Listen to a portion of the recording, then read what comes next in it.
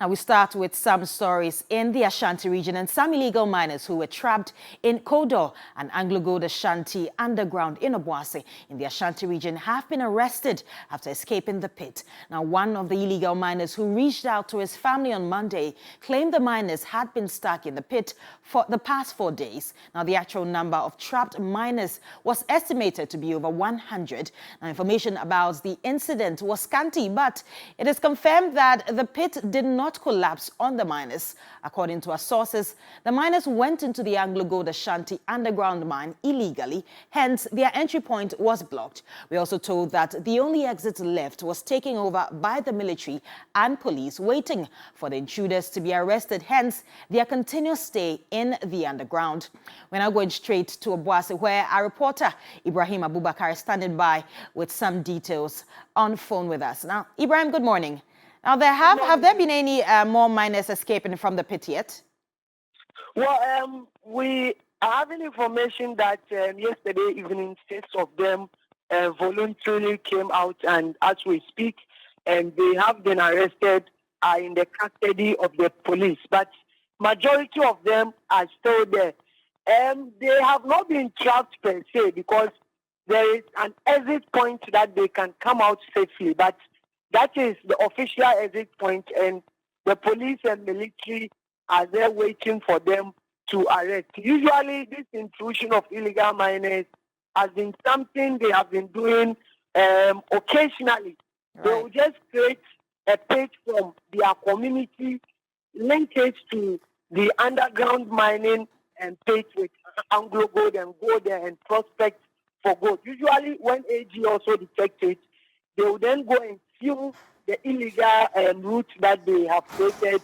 That leaves them with no option than to use the main exit point to come out. And usually when they come and you are arrested, they are given a minimum of 2 years. That's how come most of them are still there. Yesterday, in fact, we were told that some illegal miners wanted to go and dig a hole, illegal hole for them, for their colleagues to be able to come out. But as we speak, the military has taken over those entry points and are saying they will only allow them to come out of the main exit point. So as we speak, most of them are still underground.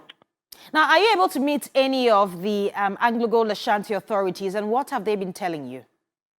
Well, for now, officially, they have not spoken to us. They said later in the day when they are also done with their activities. But this is something that they have been complaining over and over, that this intrusion of illegal miners is affecting their business, and for that matter, they have been calling on stakeholders to make sure that they resolve this issue, because these were some of the issues that even led to the closure of the mine some years back before later they began operation.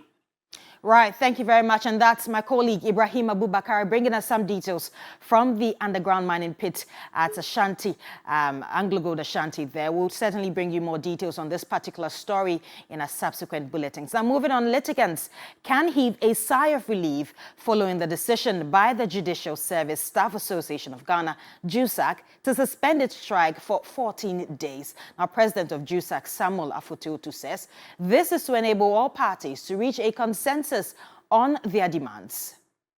Ongoing strike be suspended for 2 weeks to pave way for engagement among parties in order to fast-track the consideration, approval, and payment of the new salaries in the month of June 2023. JUSAG and the government representatives therefore signed a Memorandum of Understanding, MOU, to commit the parties to sincere and amicable resolution of the issue within timelines given. The strike is only suspended but not called off. If government does not show the needed commitment, we shall advise ourselves. We wish to express our appreciation to the Acting Chief Justice, the incoming Chief Justice, the Ministry of Employment and Labour Relations, and all stakeholders for their intervention. Now, the Ghana National Ambulance Service has denied claims in a viral video in circulation on social media that one of the ambulances belonging to the service has been shipped to Dubai for sale. Now, the service says the ambulance in question is one of 26 new fleet of vehicles the service was procuring from Dubai in the United Arab Emirates. Public Relations Officer Simon Yusuf Perura has been reacting to the claims. The ambulance we saw in the video, per our statement we issued, we never denied it is not our ambulance. So the ambulance is our ambulance, and it is one of the new ambulances that government is procuring. It's part of the 26 new Toyota ambulances the government of Ghana is procuring for National Ambulance Service. As we stated in our press release, where the ambulances belongs to the manufacturer, the supplier contracted to manufacture the 26 new ambulances. So if it is driven or located at that place and there's no for sale written on it, I beg to differ from that statement or the claim that the ambulances are for sale.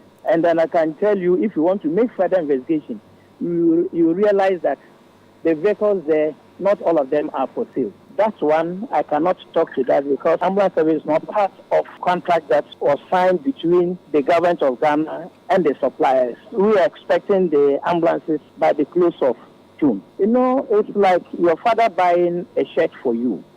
Whether it's a dash somebody has given to him or paying, you cannot tell. What you want is to get your shirt and wear. So whether payment has been made or not, it is our mother ministry that can answer or will be privy to whatever payment is being made.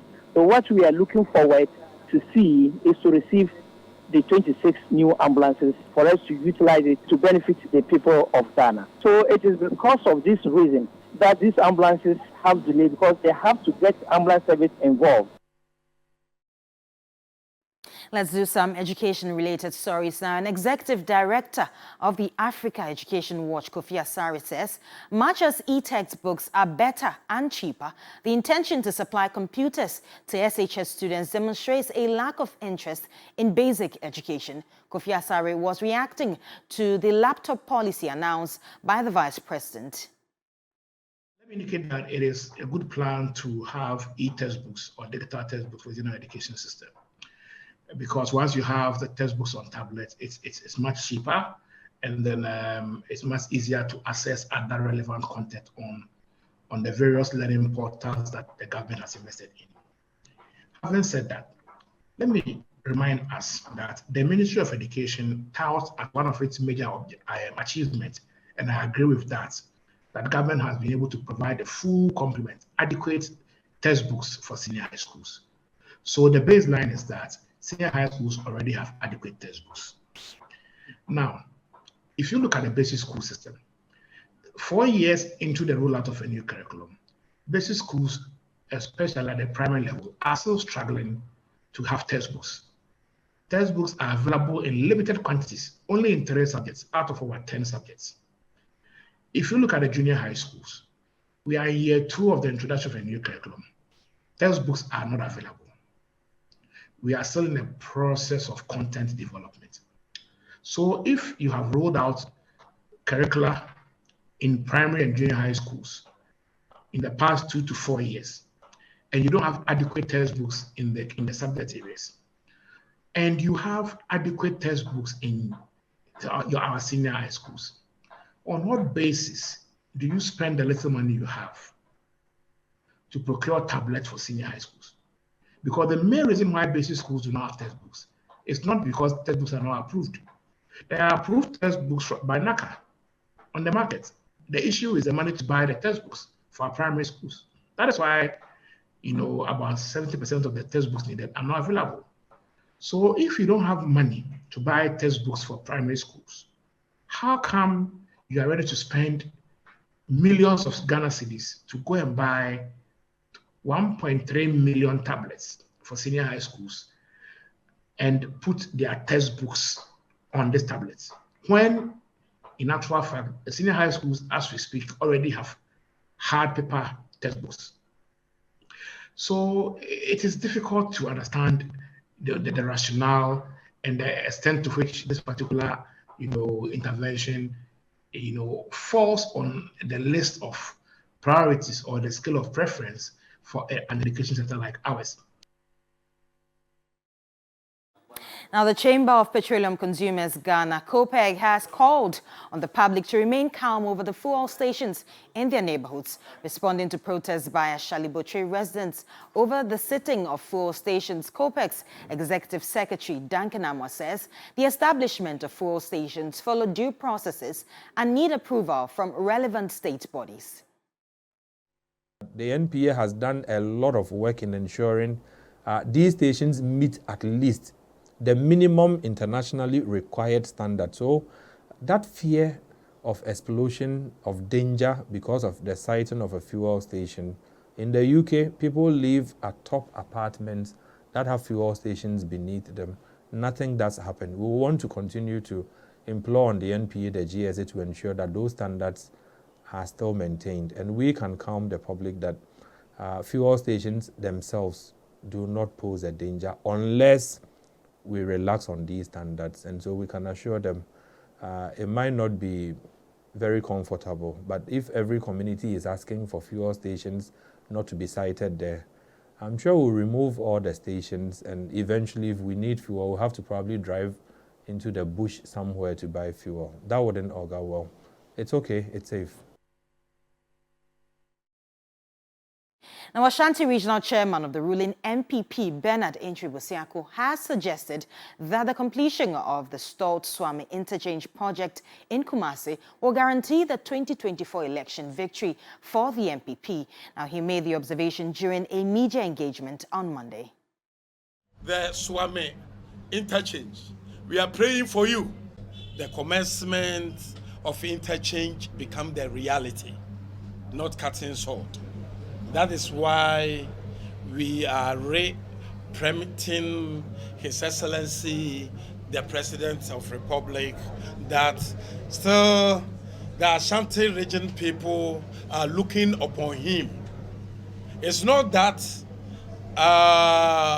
they are not going to vote. They have already voted for us, as it done in 2004. On to some more stories now. The National Center for Radiotherapy and Nuclear Medicine at the Kolebu Teaching Hospital is working to build a mobile mammography unit to aid in the early diagnosis and treatment of breast cancer in the country. But for the center, it says it needs to raise at least $1.35 billion for the project. Breast cancer is the second most deadly type of cancer in Ghana. Over 4,000 cases of breast cancer are diagnosed every year, with over 2,000 deaths, according to the National Center for Radiotherapy and Nuclear Medicine at the Kolebu Teaching Hospital. Officials say the high number of breast cancer fatalities is caused by late diagnosis. They also link late reporting to the limited access to mammographs. Asana Bansibila discovered a lump in one of her breasts at the age of 20 at Wombowo in the Nadoli-Kalio district in the Upper West region. Her confinement to the village to look for herbal remedies followed a variety of interpretations. Asana had advanced breast cancer when she was diagnosed in October 2022 during a cancer awareness and screening campaign. Asana's story is just one of thousands of women around the country who suffer needlessly as a result of ignorance and a lack of mammographs. The National Center for Radiotherapy and Nuclear Medicine intends to set up a mobile mammograph unit in order to lessen these difficulties. And so we thought about it. What about the woman in Anwim or the woman in Asumdue who hasn't heard of breast cancer or has to move so far to get a mammogram done? And then we thought of this brilliant idea. Why don't we get a mobile mammogram van? However, the center needs to raise an estimated $1.35 million to fulfill this goal. It can go everywhere. The wonderful thing is that it has a 3D mammogram machine, meaning that we don't have to print out the films, but the images can be sent to a radiologist wherever they are to comment on it. Senior Presidential Advisor Yao Osafo-Mafu welcomed the initiative and called for corporate support. We need to be proactive. We need to take a decision to fight the disease beyond the Kolebu centers, because we can't just be happy because we are doing very well at Kolebu. The rest of the country, what is happening? So let us go beyond this. Very profitable companies who should be invited by the Minister of Health to assist you acquire some of these vehicles through the private sector window. The mammograph van will be on the road throughout the country to offer the public the necessary care and breast screening service. Let's head to Nigeria now. A newly sworn-in president of Nigeria, Asiwaju Bola Ahmed Tinubu, has announced an immediate scrapping of subsidies on petroleum products. Now, the former Lagos State governor promises to be fair to all Nigerians despite a heavily divided country. Komla Kluche takes a look at his inauguration at the Eagle Square in Abuja. Bola Ahmed Tinubu do solemnly swear. Since the advent of the Fourth Republic, Nigeria has known had an election of a better quality. I said, the outcome reflected the will of the people. His close allies believes the country is truly divided. Especially with the kind of division we have today. You know, he needs to, we believe in him and we believe he's going to unite the country. We believe one of the major tasks he has to undertake is the unity of this nation, the security of this nation. Asiwaju Bola Ahmed Tinubu becomes the 16th president of Nigeria. Immediately he hits the ground running with a major policy decision. Before I assume office, and what I've heard is that no provision is there for fuel subsidy. The fuel subsidy is gone. Subsidy can no longer justify an ever increasing cost in the wake of dry resources. This civil society believes, as daunting as it may be, is bold. I think there is no good time to announce a bad news, if I should take that cliche. But I think also that it's about priorities. He needs to make those tough decisions at this very critical moment. As complex as it is, as daunting as it is, I think there is no other way that he can have free resources to tackle other key areas of the economy, except he remove the fuel subsidy. Of course, it's going to take a toll on the citizens. His inauguration is the culmination of a lifelong ambition to rule Nigeria, but he faces huge challenges. He will have to unite a fractured nation, rescue an alien economy, and fight spiraling insecurity. Focusing more on citizens' welfare, focusing more on employment, engaging the youth's skills acquisition, would be the body language, so that people begin to understand that it is not the size or the strength of your military that. Now, on the international front, Uganda's progress in tackling HIV is in grave jeopardy after the president approved tough new anti-homosexuality legislation.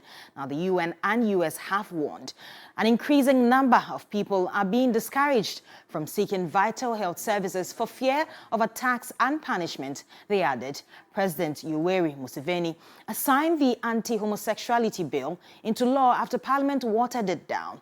It is still amongst the harshest anti-LGBTQI bills in the world, and homosexual acts are already illegal in Uganda. But now anyone convicted faces life imprisonment. The legislation imposes the death penalty on so-called aggravated cases, which include having gay sex with someone below the age of 18 or where someone is infected with a lifelong illness, including